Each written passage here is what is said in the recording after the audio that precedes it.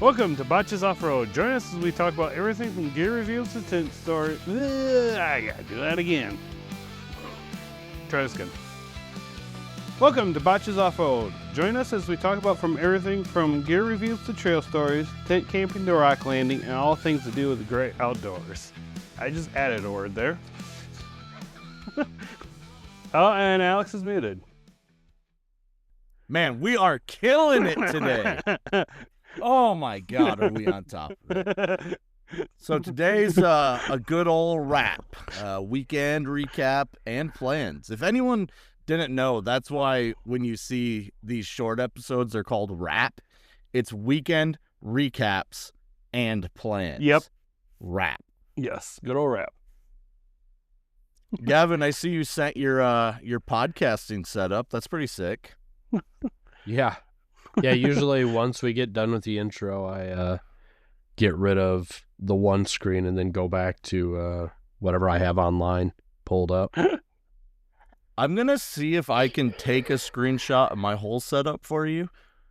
Or, if I can I even do that? No, you got me curious. I don't see a button. Because my setup's pretty... Well, you have four screens.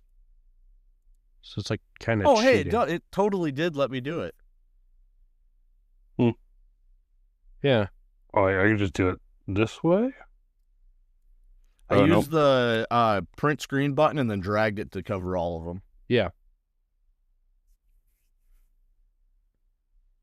That's my beautiful little setup there. It takes up, this is a 27-inch, 27 they didn't do the whole thing. 27-inch, 24. Huh. You can't do the whole... Okay, so you hit the print screen button, right, Mark? I have no idea which button that is for me. It says PRNT screen. Oh, got it. And then it's going to bring up a clipping tool, and you got to drag the four corners out. Okay, now I got it. Now we're talking about tech now. What are we doing? Hey, chapter art, I guess. I guess chapter art. Live and learn. Man, Mark's setup looks so sad with his one little monitor. Is that really... So when we record this, that's really how you do it? Yeah. Oh, man. I only have one monitor, too. It's just long. Yeah. How long is your monitor? That's a good question. I'd say 20-something. It has to be over 20. Yeah, it's something. Because, I don't know. So my monitor that's got Audacity, I've got Audacity in my web browser on two monitors there. Uh-huh. Each of those are 27-inch monitors. Huh. And then the one on the far right that looks really small because it's only 1080p, that is also a 27-inch monitor. Let's see if I could go into check what kind of monitor I have. I have LG Ultra Wide. But this is important for rap, by the way. People need to know what we're sitting in front of. This is very important. What is on our screen at all times for recordings. Yes. I'm slowly working on a new studio, and part of what's keeping me from moving is I need new monitors and to build a new computer because I could not go down to 2. I think it's a 29-inch or a 30-inch. But it's an ultra wide, so it just they turn the diagonal a little bit farther so it goes wider. Yeah, I like it. It does the job. It's basically two regular sized monitors. Actually, I can't. Maybe these are 24s. Give me a second. 27 might be the one I threw. Oh no, they're 27. But okay, so the two in the middle are 27s, the one on the right's a 24, and the one up top's a 24. Aha! I knew I had a tape measure. I just Corner to corner. Corner to corner. Let's see here. Yeah. Yeah, that's 30. Damn. Nice. Corner to corner. Don't ask why I have. I'm trying to remember what monitors these are. I had no expenses spared about 4 years ago. Let's put it that way. Yeah. Yeah. Well, Yeah, shall the, we? Yeah, let's get into more fun tech stuff. Yeah. No, I mean overland stuff, Hey. off-roady stuff. Yeah. Off-roady? Almost gotcha. So, Mark, you know what, Gavin? What are you doing this weekend, Gavin? What 'Cause am I I know doing? you don't work. Yeah. Well, my wife is going to her sister's bachelorette party, so me and the kid are home alone for the weekend. So, with that in mind, You're coming over. Yeah, I'm probably coming over. Not sure how many days. But we'll probably try one night and see how it works with him. Yeah, I know Saturday we got to go shopping for our buddy's wedding, Yep. but we'll be back Saturday evening. Yeah. I have no idea what we're gonna do, honestly. I know I want to get him outside a little bit, and I'm getting stir crazy. I want to be outside, so You could always come set up in the corner of my yard. It's a nice, safe place to set up. Mhm. yeah. The shade is what I'm gonna be looking in for. So That's why we go to the corner of my yard. you got good shade over there? Well, now that it's not wet, we can go sit on the wood line. Oh, cool. I'm down Yep. with that.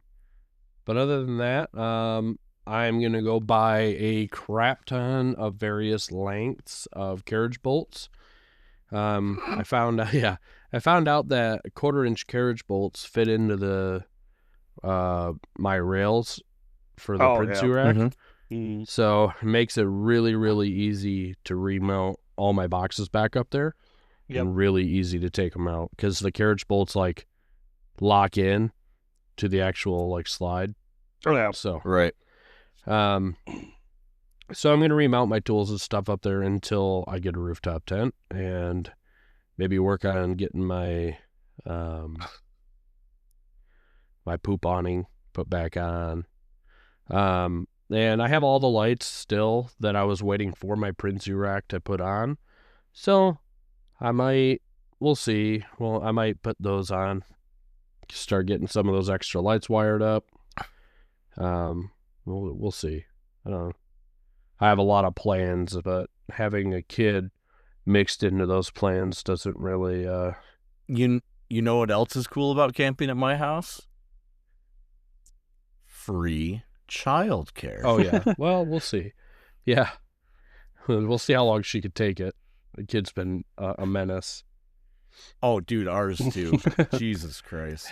He'd probably bite the dog. So Mother's Day, right? My mom was over with her 3-year-old, and then add our 3-year-old to the mix. They were running around outside smashing windows and stuff with hammers. Like, it was bad. Yeah. Smashing Yeah. windows? Yeah, they smashed a window on Mark's topper, Yep. Oh. and they drew all over the 442 with chalk. Oh boy. Oh, yeah. I'm not that Some kind spank- of crunchy parenting. I might. Some spankings were, that's not okay. Some No, it's corrective okay. action was taken. Yeah, no, that's okay. If my kid did that, I would spank his ass. I The give right amount of no correction. fucks. It was, yeah, the right amount of correct, because they got told put the hammer away like 5 times, and then, they smashed the taillights out of the crawler. I mean, Are you kidding? most of the damage was on the scrap vehicle, right? Yeah. They smashed the windshield of the crawler, like stuff that I'm already throwing away. Yeah.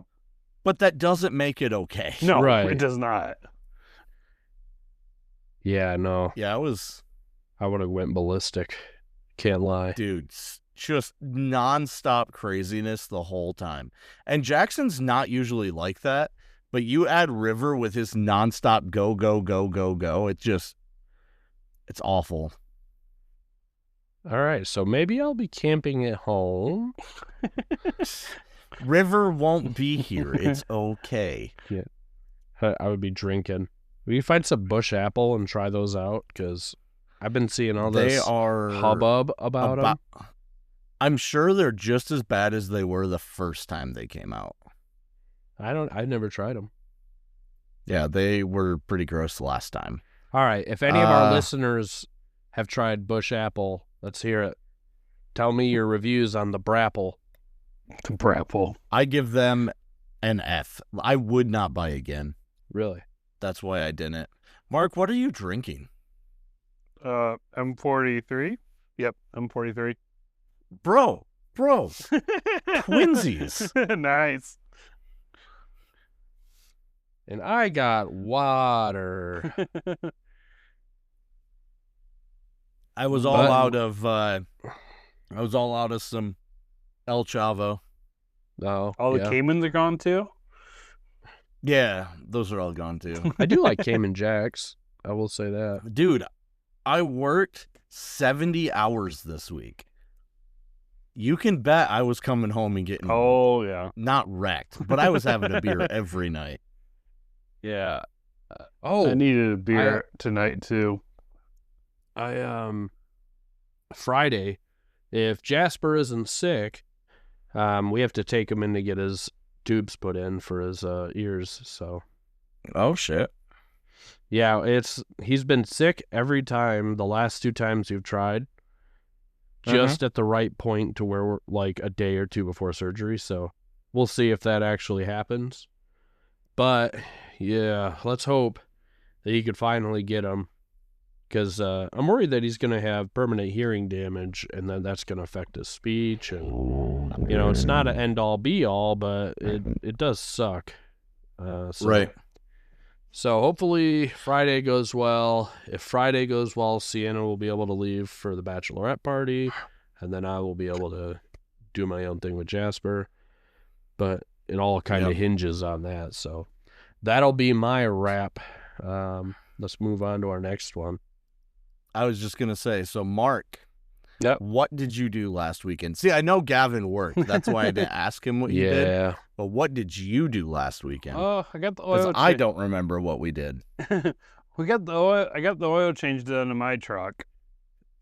I still need to adjust the front shocks. I didn't get to that. But we were very lazy that day, and we schemed about something that's going to happen, and it's in the works right now. So... Oh, yeah. Yeah. Originally we're going to mount 2 pack outs in the rear of my truck, and we're going to make a tabletop on it. The more I thought about it over the course of the week of us originally talking about it, I realized this is going to sit tall. And I kept talking myself in and out of putting my tailgate back on because it would make a good work surface. But it looks terrible. It does. The tailgate got smashed. That's the reason why I got the tire carrier to begin with. It was to hide the horrendous dent. Tailgate never really functioned properly, so that's the reason why it came off to begin with.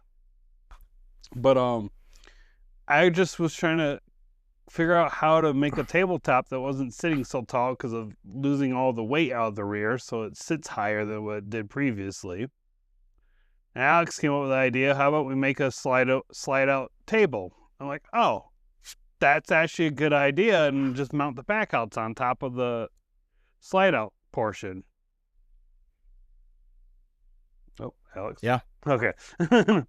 Yeah, it's pretty sick. Yep. I did 3 1/4-inch plywood. Mm-hmm. I made a bottom plate and a top plate, and then made some spacers for either side, and then just cut another one for in the middle. So you grab the one in the middle, and it just slides out between the other two. Yep. And then you stain them black, correct? Yes, I got finished staining them because they had like a 6-hour dry time for some odd reason. Okay. So I got. No, that sounds about right. Yep. I got finished staining them. I got to see if I want to do extra layers on the tops. Yeah. Just to play it safe. And then, well, the way that stain works, you can't really do extra layers. It just makes it darker. Oh, okay. Because wood absorbs stain. It's not like paint. Okay. Wood absorbs stain, Okay. rather than it sitting on top. Okay, I was trying to understand that. How it was worded, it sounded like you did an extra layer of help with protection, at least with the polyurethane Yep. or whatever I'm putting on it. Oh, it's got poly? Yeah. Okay, only put the poly on the outside, but that you definitely have to do multiple layers. Okay. So yeah, and then we're going to grease the underside of the table that pulls out. Yep. So he'll have his 2 pack outs up top and then just a slide out tray basically. Mm-hmm. And it only stands like 1.5 inches tall. Yep. That was pretty sick. Mm-hmm. Gavin is muted. I'm digging it. Yeah, I realized that like immediately after I said it. But yeah, I'll have to see that. Is it going to be ready by Friday? Maybe. Sounds like he's got to do another coat. I gotta do another coat. Poly. Mm-hmm.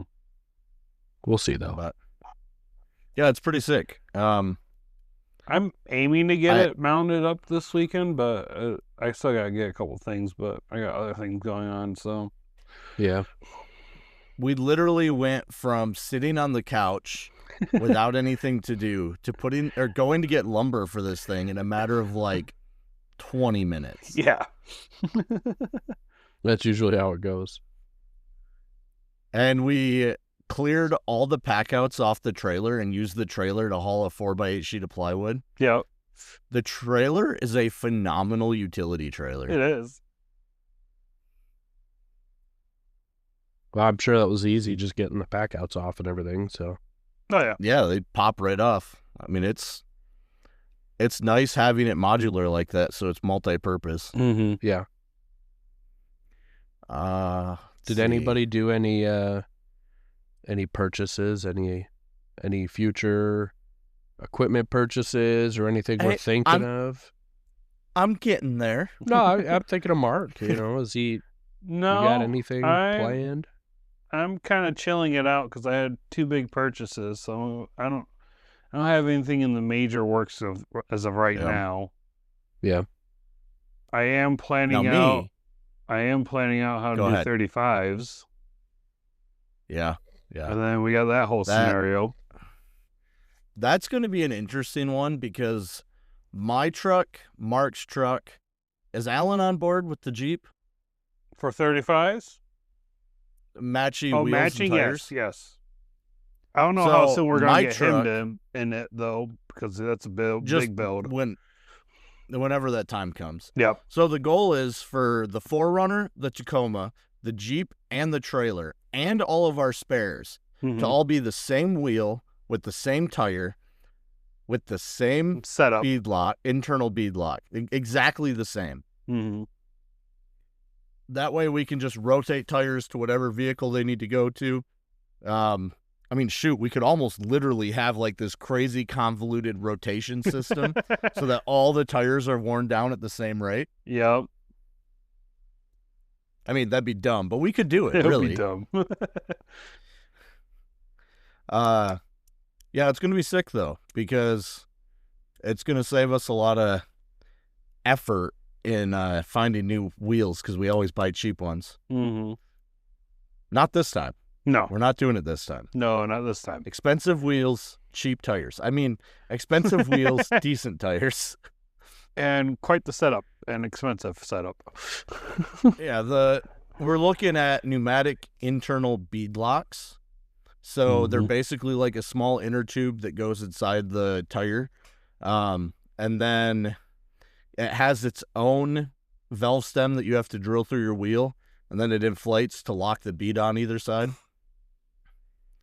You don't see a lot of people run them. No. But the reviews that The reviews we see, they're absolutely amazing. Yep.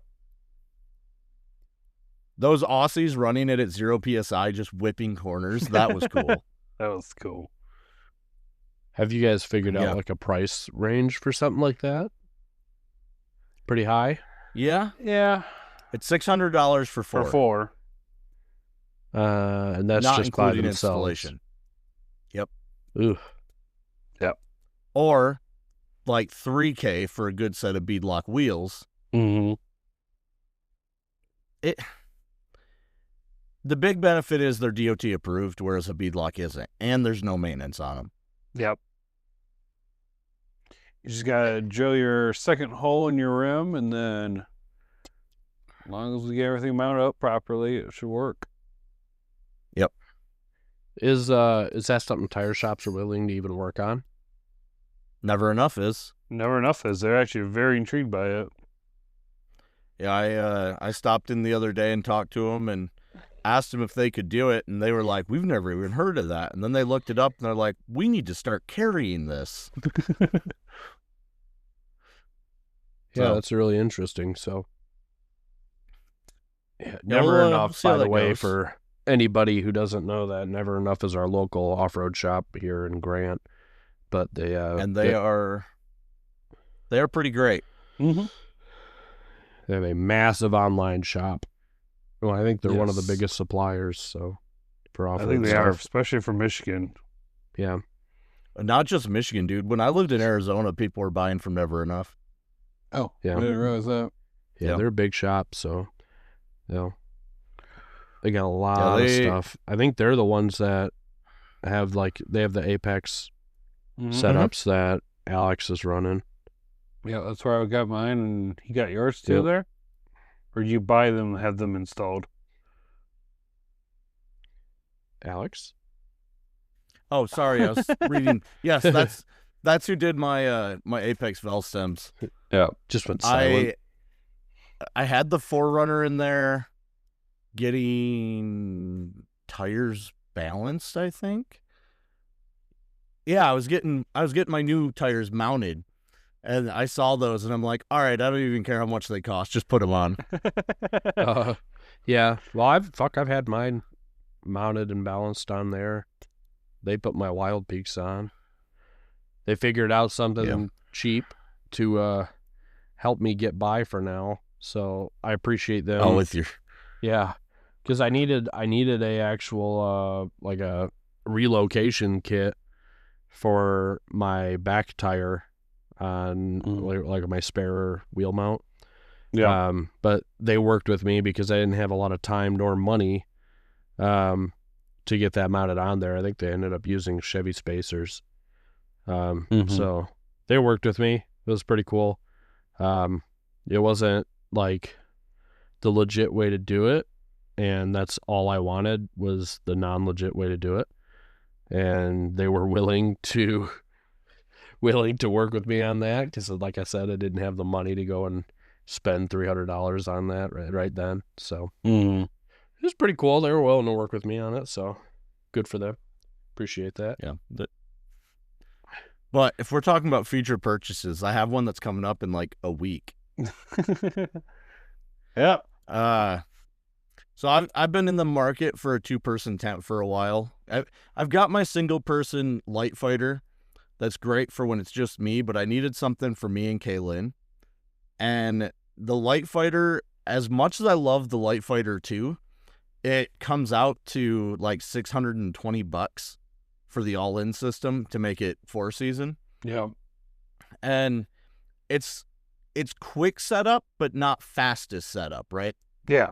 So I was doing some research online to see what the fastest setup ground tents you can get are, and I came across something the Australians use, which are called swags. Yep. For anyone who doesn't know what a swag is, it's a roll-up tent that doesn't have a rain fly per se. It's just a little canvas tent. Usually they're one person, but they have an integrated mattress, and you roll your bedding right inside of them. So when it comes to setup, it's literally pull tent out, unroll tent, put up poles. Mm-hmm. And now your bedding is ready, your tent is ready, everything is just set up. Yeah. It takes, I've been watching people with this one, and from the time that they take it off the roof of their car to the time that they have it set up is about 3 minutes. And they were doing races between the swag and the not hard shell rooftop tents, but soft shell rooftop tents. Yeah. And they'd have the swag ready like a good 30 seconds before an RTT.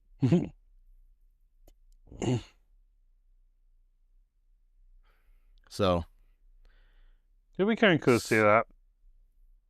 the downside to a swag is that the thing weighs 49 pounds Yeah. and it is big and bulky. Yeah. It doesn't fit in a pack out like our light fighter system. Not even close.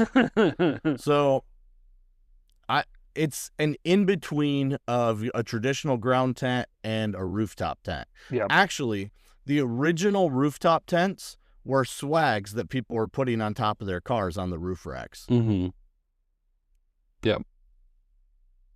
So, yeah, it's pretty cool, man. I'm looking at a 23-0 Outbreak 1550, which is funny because it's 90 inches long, 61 inches wide, and 40 inches high, which is bigger in 2 dimensions than the light fighter tent. Yeah. And only an inch shorter than the light fighter is tall.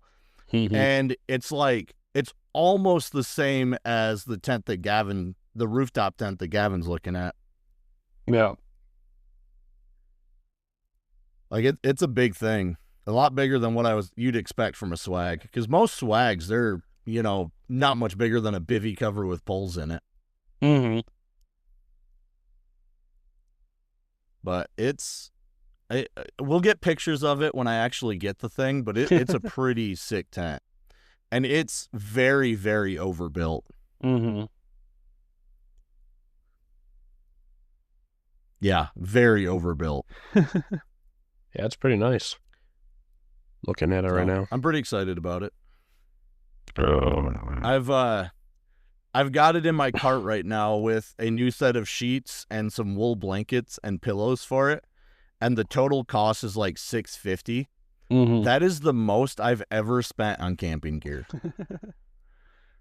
I mean, considering what you got was free with the Light Fighter originally, so. I mean, yeah, my Light Fighter 1, that was all issued by the Army, but.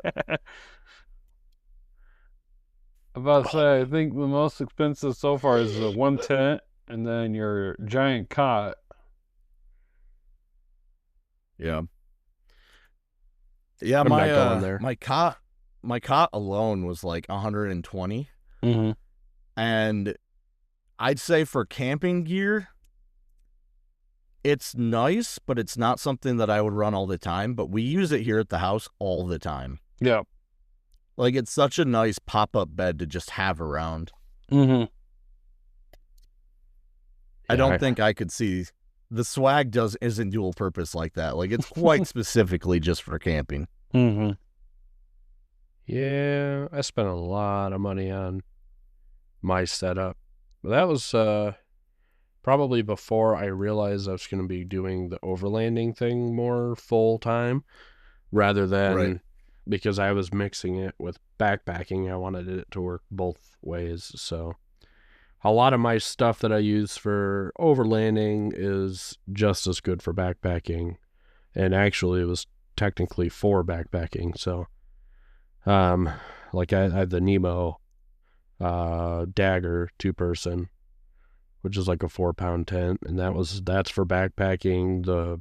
The Big Agnes sleep pads, the sleeping bags, all more for backpacking. Speaking of your sleeping bags, so your sleeping bags they zip together, right? Yeah, they can. Yep. I might need you to send me a link to those because I'm thinking about I bought some wool, or I'm buying some wool blankets to go in the swag. Yeah. But wool blankets are only really good in the summer. I'd kind of like some sleeping bags to put in there too. Right. And I don't see I don't see the swag as the only tent I use because I only really need it when my wife's with me. Yep. So I don't want to put like my army sleep system and stuff in there because I still think the light fighter being smaller is going to be a lot warmer in the wintertime than what the swag will be. Right. And I mean, they're both 4-season tents, so it really, at that point, I guess it's just whatever I want to take. Do I want the big bulk of the swag, or do I just want the tiny little pack out that the light fighter has? Yep. Makes sense.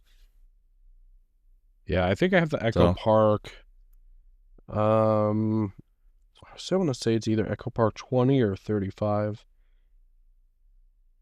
And it's done me pretty well. We've used it in all temps, and at the end of the day, I think it keeps me more than warm. Yeah, it's the Echo Park 20, I believe.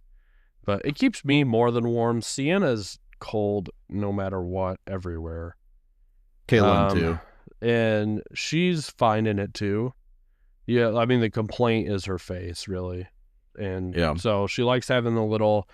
the Echo Park, it's not really a mummy bag. It's more like a kind of a semi-rectangular.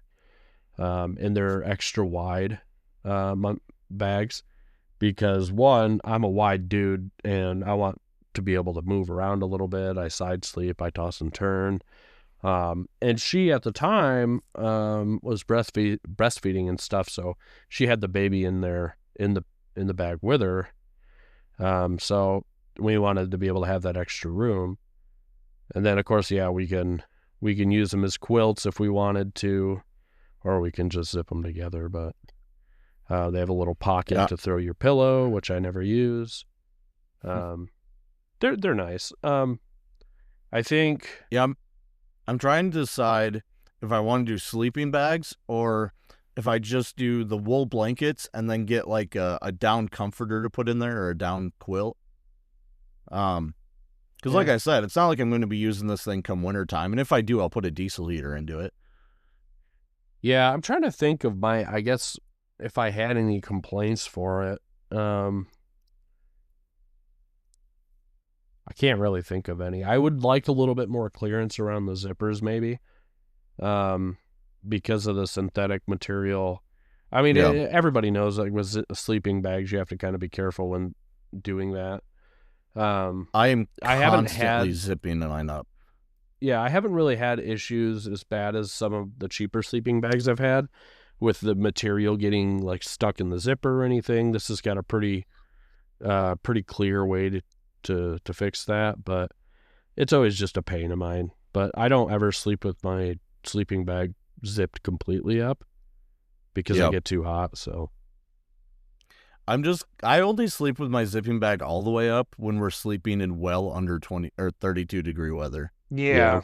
That's about like when we did that one night, Mark, when it got down to like 15. Yeah. We were camping one night and it was winds of like 50 and it got down to 15 degrees. Yeah. That was full zip. Mind you, not in a 3-season tent or anything, or a 4-season tent, like just the standard 3-season parts of our tent, no 4-season installed. I didn't even have a sleeping pad under my cot. Like, worst situation possible. Yeah. That was a full zip night.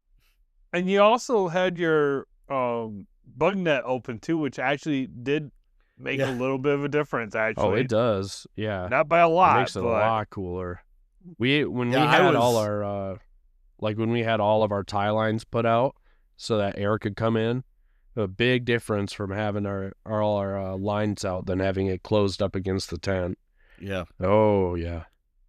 So, I mean, that's the only time I've really slept with it zipped all the way up. Usually I unzip the bottom so I can stick a leg out. Yeah, me too. I need to have that half cool, half warm.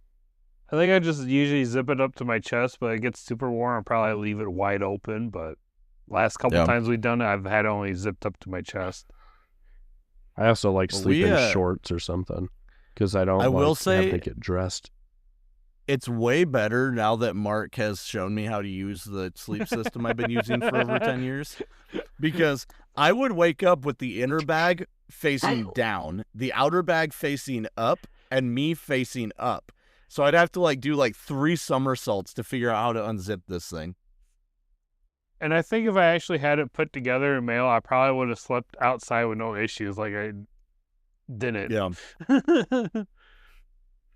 But anyways, that is a little bit longer than 30 minutes. We skipped an hour last week, so I feel like there's a lot we need to cover, but not a whole lot has happened, so. No, not really. Oh, well. But we'll call that a wrap on the wrap and then move on and get the hour-long episode done, which is a Northology episode. Yep. Yes. Yeah, so listeners, be ready for Tuesday when you get a Northology episode. Mm-hmm. And we'll talk to you later. Later. Later.